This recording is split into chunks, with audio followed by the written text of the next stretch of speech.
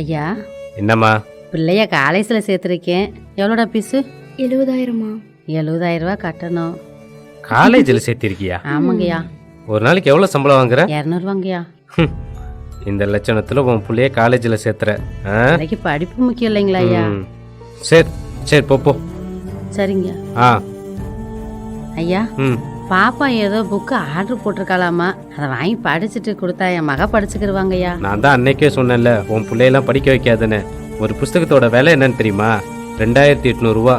சரி போ, தர சொல்கிறேன். சரிங்க ஐயா.